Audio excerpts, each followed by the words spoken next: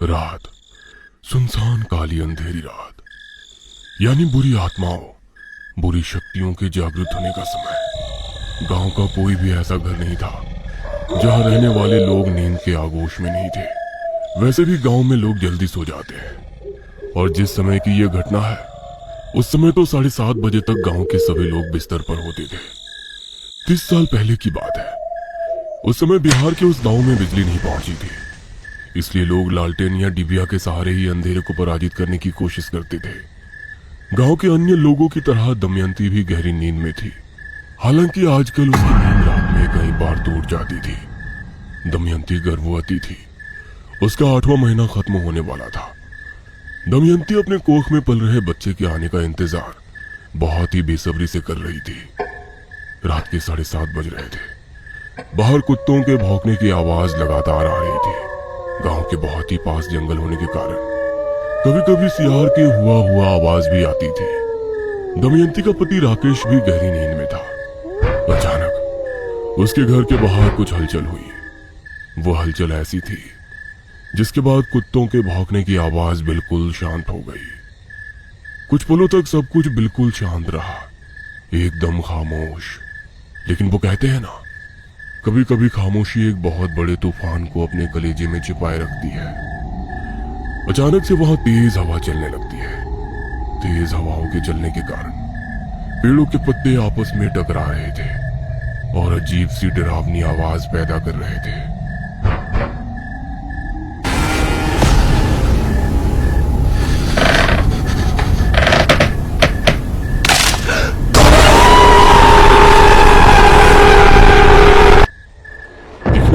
बालक की तरह था वो, लेकिन उसका शरीर था किसी प्रेत का। वो अपने हाथ और पैर दोनों के सहारे किसी बालक की तरह चलता है। वो अजीब नजरों से दमयंती को घूरने लगता है। उसके बाद वो धुएं में तब्दील होकर दमयंती के शरीर में धीरे धीरे प्रवेश करने लगती है। दमयंती के शरीर में हलचल हो रही है, पांव से लेकर उसके शरीर के बालों तक। गहरी नींद में सोई दमयंती अचानक से उठ बैठती है। उसकी आंखें पूरी तरह से लाल है, वैसे ही लाल जैसे कि गर्म लोहे का टुकड़ा। उसके बाल पूरे खुले हुए हैं, जो खुली खिड़की से आ रही तेज हवा के झोंके के कारण उड़ रहे हैं। दमयंती के चेहरे पर अब एक रहस्यमयी मुस्कान है। वो अपने पेट के ऊपर से साड़ी को थोड़ा हटाती है और फिर जाएगा बाबा तोहरा के, जाएगा तोहरा दिन पूरा हो गया। जाने का है तुझे, जाने का, तुम्हारा दिन पूरा हो गया है। दमयंती ये कहते हुए जोर जोर से हंसने लगती है, इतनी जोर से कि राकेश की नींद खुल जाती है। अरे क्या हुआ रे तुमको? ऐसे काहे हंस रही हो रे? क्या हुआ? राकेश की बातों को सुनकर दमयंती उसे घूर घूर कर देखती है और फिर एक जोरदार लात उसे मारती है। लात इतना जोरदार थी कि राकेश दूर जा गिरता है और उसका सिर घर की दीवार से टकरा जाता है, जिससे उसका सिर फूट जाता है और उससे खून निकलने लगता है।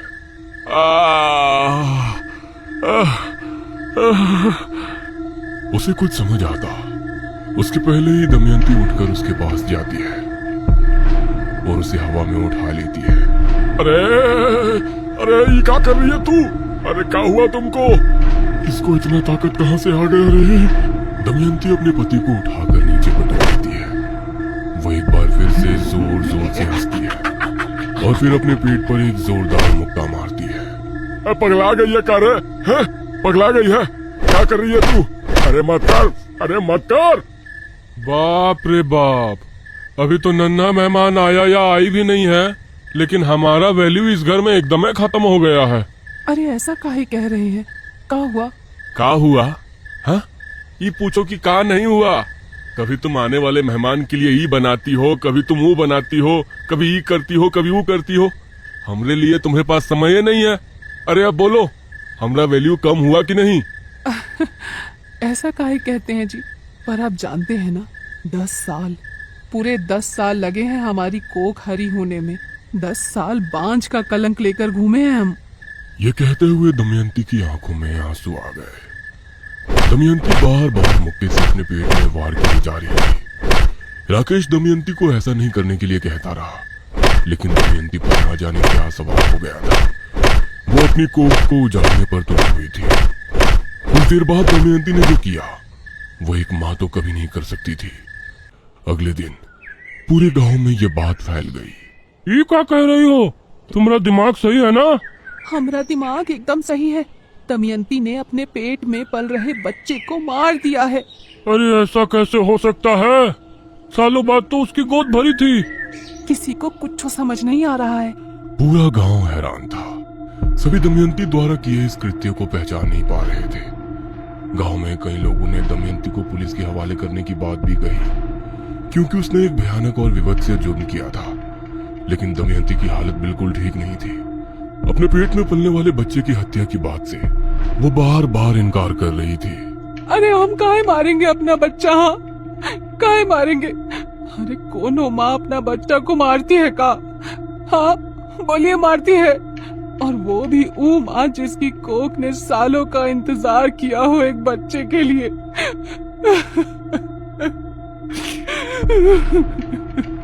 अपने घायल पेट पर हाथ रखकर दमयंती रो रो कर अपने पति से ये बात कहती, गांव वालों से कहती। लेकिन राकेश ने तो सब कुछ अपनी आंखों से देखा था। हालांकि उसने एक और बात उस दिन अपनी आंखों से देखी थी, जिसे वो लोगों को बताता तो। ये क्या बात कर रहे हो राकेश भाई? देखो, हमको पता है कि तुम अपनी पत्नी को बहुत प्यार करते हो, पर उसने हत्या तो की है ना अपने पेट में पल रहे बच्चे की। अरे उसने नहीं की, कोई उसके शरीर में घुसा था, उसने की है। अरे कौन घुसा था? वो हम नहीं जानते, लेकिन बहुत ही भयानक था वो। दमयंती ने जब कोख के बच्चे की हत्या कर दी, तब वो उसके शरीर से बाहर निकला और मरे हुए बच्चों को उसका पेट फाड़कर निकाल दिया। फिर उसे लेकर जंगल की ओर भाग गया। राकेश, ये सब कहानी बना के कुछ नहीं होगा। तुम्हारी पत्नी ने खून किया है तो किया है, अब काहे किया है समझ से बाहर है। ठीक है, दमयंती ने मारा है अपना बच्चा, पर ये बताओ हमारी पत्नी के कोख का बच्चा कहाँ गया? हाँ बोलो, कहाँ गया? इस घटना के एक सप्ताह बाद की बात है। रात के 12:30 बज रहे थे। राकेश की आंखों से नींद कोसों दूर थी। वह घर के बाहर बैठकर बीड़ी पी रहा था। तभी उसकी नजर एक ऐसी विचित्र चीज पर गई जिसे देखकर उसके दिल की धड़कन बढ़ गई। उसके पैर और हाथ कांपने लगे। उसके हाथ से छूटकर बीड़ी नीचे जा गिरी। उसने देखा कि वही जानवर नुमा बालक जो उस दिन दमयंती के शरीर से निकला था, वो रेंगते हुए उसके घर की ओर आ रहा है। अरे ये तो वही है, वही जो हमरे बच्चे को मारा था। वो जानवर नुमा बालक का पुत्र दमयंती के घर में प्रवेश करता है। थोड़ी देर उसे घूरता है और फिर एक बार उसके शरीर में प्रवेश कर जाता है। उसके शरीर में प्रवेश करने के बाद दमयंती एकदम से जाग जाती है। उसके बाद उसकी आंखें, उसका चेहरा, उसके हाव भाव पूरी तरह बदल जाते हैं। घर के बाहर ऊंट में छिपकर राकेश ये सब देख रहा था। उसके दिल की धड़कन लगातार बढ़ती जा रही थी। अचानक से राकेश देखता है कि दमयंती घर के बाहर आ रही है, लेकिन किसी इंसान की तरह नहीं, किसी जानवर की तरह, हाथ और पैर दोनों के सहारे। वो अपने मुंह से भयानक आवाज भी निकाल रही है। राकेश को समझ पाता, उसके पहले दमयंती उसी तरह चलते हुए राकेश के घर से कुछ दूरी पर स्थित मंगल के घर में प्रवेश कर जाती है। राकेश अपने हाथ में डंडा लेकर उसका पीछा करता है। ये मंगल के घर में क्या करने आई है? मंगल की बीवी भी तो गर्भवती है। राकेश के दिमाग में ये सारे सवाल चल ही रहे थे कि तभी उसे मंगल की पत्नी और मंगल के चिल्लाने की आवाज आती है। राकेश ने और देखा न था, वह डंडा लेकर उसके घर में घुस जाता है। वहां जाकर देखता है कि दमयंती मंगल की पत्नी की छाती पर चढ़ी हुई है और उसके पेट में मुक्का मुक्का मार रही है। मंगल थोड़ी दूर घायल पड़ा है। यह दृश्य इतना भयानक था कि राकेश को एक बार फिर से उस दिन की सारी घटना याद आ गई। उसने पूरी हिम्मत की और डंडे का एक जोरदार वार दमयंती पर किया। दमयंती के सिर से खून बहने लगा। उसने राकेश की ओर घूर कर देखा और उस पर किसी जानवर की तरह हमला कर दिया। दमयंती राकेश का गला दबा रही थी। राकेश की आंखें बाहर आने को हो रही थी। तभी मंगल ने घर में रखी कुल्हाड़ी का वार दमयंती पर कर दिया। दमयंती जोर से चीख उठी। मंगल का दिल भी जोर जोर से धड़क रहा था, लेकिन हिम्मत का हाथ उसने नहीं छोड़ा। उसने कुल्हाड़ी का एक और वार दमयंती पर किया। दमयंती को उसके नीचे ही पड़ी और फिर वहां ऐसा कुछ हुआ जिसे देखकर मंगल, राकेश और मंगल की पत्नी के हाथ पांव फूल गए। उन्होंने देखा कि दमयंती के शरीर से एक प्रेतनुमा बालक निकल रहा है। वो उन सभी को घूर कर देख रहा है। मंगल ने जब देखा तो उसने कुल्हाड़ी का वार उस पर भी करना चाहा, लेकिन वो वहां से चीखते हुए भाग गया। उस प्रेत के शरीर से बाहर निकलने के बाद दमयंती बेहोश हो गई। दमयंती को उसी समय गांव के ही दवाखाना ले जाया गया और उसकी पट्टी की गई। अगली सुबह उसे शहर के डॉक्टर के पास ले जाने की तैयारी होने लगी, क्योंकि गांव में इलाज की बहुत सुविधा तो नहीं थी। कुल्हाड़ी से लगे चोट के कारण दमयंती का खून तो रुक गया था, लेकिन अगली सुबह पूरा गांव दमयंती के घर के बाहर इकट्ठा हो गया था। दमयंती बेहोश पड़ी थी। सभी लोगों को रात वाली बात पता लग गई थी। गांव के सबसे बुजुर्ग और अनुभवी शख्स सीताराम जी दमयंती के घर के बाहर लोगों के साथ बैठे हुए थे और उन सभी को कुछ समझा रहे थे। मुंजिया है वो मुंजिया, उसने कब्जा कर लिया है दमयंती के शरीर पर। बहुत खतरनाक होता है रे ये, बहुत खतरनाक होता है ये रे। गर्भवती स्त्रियों के गर्भ में इसकी विशेष नजर होती है, वो उनके गर्भ को नष्ट कर देता है। मुंजिया या मुंजा एक प्रेत है। ऐसा माना जाता है कि यदि कोई लड़का अपने योगोपवीत संस्कार के बाद 10 दिनों के भीतर मर जाता है और अगर वो प्रेत योनि को प्राप्त करता है तो वो मुंजिया या मुंजा बन जाता है। योगोपवीत संस्कार में मुंडन और पवित्र जल में स्नान महत्वपूर्ण होते हैं। मुंजिया या मुंजा प्रेत पीपल के पेड़ पर निवास करता है। इसके पास अलौकिक शक्ति होती है और वो वैसे तो किसी को कुछ नहीं करते, लेकिन यदि किसी ने गलती से पीपल के पेड़ पर बैठे मुंजिया को जगा दिया तो फिर ये अनर्थ कर देते हैं। आज तो शहर से लौटने में बहुत रात हो गई दमयंती। ना जाने कब एक बड़ा अस्पताल हमारे गांव में भी होगा जी।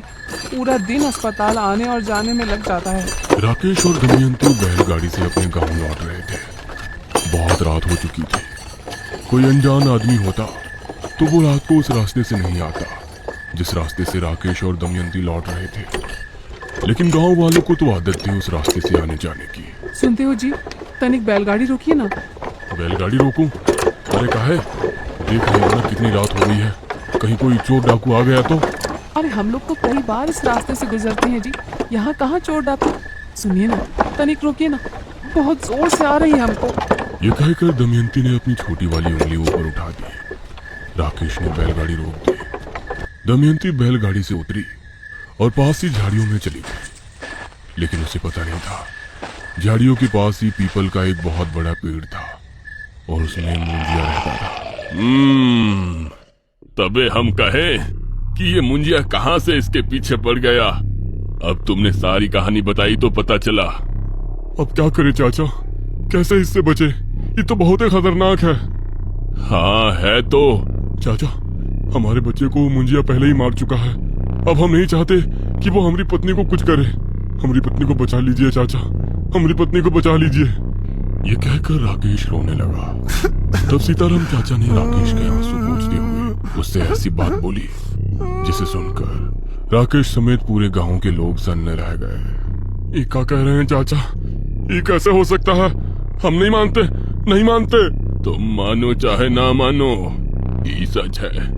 तुम्हारी पत्नी को उसी दिन मुंजिया ने मार दिया जब वो पहली बार तुम्हारे घर में आया था, और मारने के बाद उसने उसके शरीर पर कब्जा कर लिया। अब वो गांव के सभी गर्भवती औरतों के पीछे पड़ा है। सीताराम चाचा की बातों को सुनकर गांव वालों के चेहरे पर डर की रेखाएं साफ साफ दिखाई दे रही थी।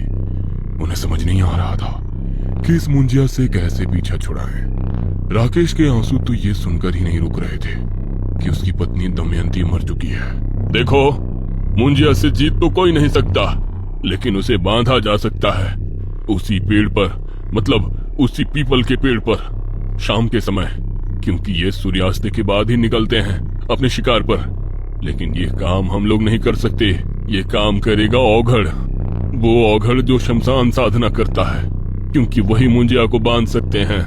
सीताराम एक औघड़ को जानते थे।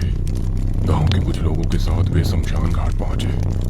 वो औघड़ शमशान में जलती चिता के सामने साधना की तैयारी कर रहा था। सीताराम जी ने गांव की समस्या उस औघड़ को बताई। औघड़ उनकी मदद को तैयार हो गया। मुझे 21 ऐसी कील चाहिए जिसमें जंग लगा हुआ है, मुर्गी के 21 पंजे, 3 किलो कोयला, 108 लौंग और इतने ही नींबू। गांव वालों ने सारी व्यवस्था कर दी। अगले दिन औघड़ सारी सामग्री के साथ उसी पीपल के पेड़ के पास जा पहुंचा। वहां पहुंचकर उसने मुंजिया को बांधने की प्रक्रिया शुरू की। सारी सामग्री को पहले जमीन पर रखा गया और कोयले से उन सामग्रियों के बाहर एक काला और गोल निशान बनाया गया। फिर बीच में आग जलाई गई। उसके बाद एक एक कर सारी सामग्रियों की आहुति दी जाने लगी। पीपल के पेड़ में छिपा मुंजिया इस प्रक्रिया से गुस्से में भर गया। वो जोर जोर से फूंक मारने लगा ताकि आहुति की आग बुझ जाए और औघड़ उस प्रक्रिया को बंद कर दे। लेकिन औघड़ ने किसी बात की परवाह नहीं की। वो और भी जोर से मंत्र पढ़ने लगा। मुंजिया का गुस्सा अब और भी ज्यादा बढ़ गया। वो रेंगते हुए पेड़ से उतरने लगा और पीछे से जाकर औघड़ को पकड़ लिया और उसका गला दबाने लगा। जैसे जैसे मुंजिया का हाथ औघड़ के गले में कस रहा था, औघड़ की सांसें बंद हो रही थी। छोड़, मेरा गला छोड़। लेकिन मुंजिया तो गुस्से से भरा हुआ था। उसने अपना जबड़ा खोला और औघड़ के सीने पर जोर से काटने लगा। औघड़ के सीने से खून की धार बह निकली। औघड़ ने किसी तरह अपनी सारी ताकत लगाई और मुंजिया को पीछे धकेलना चाहा, लेकिन इस क्रम में उसके सीने का मांस मुंजिया के मुंह में आ गया। मुंजिया उसे चबड़ चबड़ करके चबाने लगा। उधर औघड़ दर्द से चीख उठा। उसके बाद उन 21 किलो को पीपल के पेड़ के नीचे ही जमीन के अंदर पूरी तरह धंसा दिया गया और उसके ऊपर मिट्टी डाल दी गई। मुंजिया बंध गया। औघड़ फिर वहां से वापस लौट आया। मुंजिया अब भी मिट्टी के नीचे दबा हुआ है, लेकिन कब तक वो वैसे रहेगा कोई नहीं जानता। कोई नहीं।